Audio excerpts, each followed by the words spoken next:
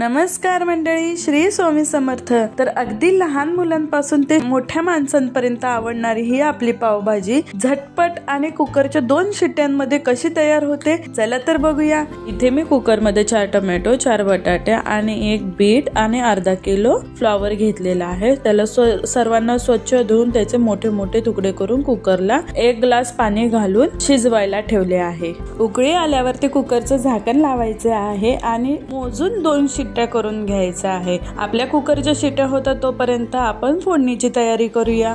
कढई घेतलेली आहे। कढईमध्ये मी 1 चमचा बटर आणि 4 चमचे तेल ऍड केले आहे। तेल चांगलं कडकडीत तापू द्यायचं आहे। पुन्हा त्यामध्ये अर्धा चमचा मोहरी, अर्धा चमचा जिरे चांगले तडतडू द्यायचे आहेत। एक छोटीशी रिक्वेस्ट, आता इथपर्यंत आलातच आहात तर व्हिडिओ आवडल्यास लाईक करा, शेअर करा आणि अजूनही आपल्या चॅनलला सबस्क्राईब केलं नसेल तर नक्की सबस्क्राईब करा। 2 मध्यम आकाराचे कांदे बारीक चिरून या तेलामध्ये ऍड करायचे आहे आणि कांदा चांगला लाल होईल तोपर्यंत परतून घ्यायचा आहे।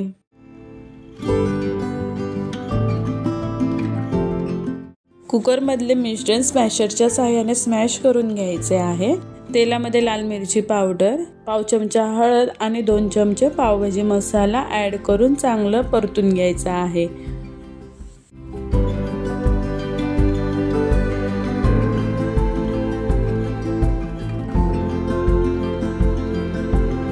कुकर मधले स्मॅश केलेले सर्व मिश्रण ह्या कढईमध्ये ऍड करायचे आहे। चांगलं एक उकळी येऊ द्यायची आणि शेवटी बारीक चिरलेली कोथिंबीर ऍड करायची आहे।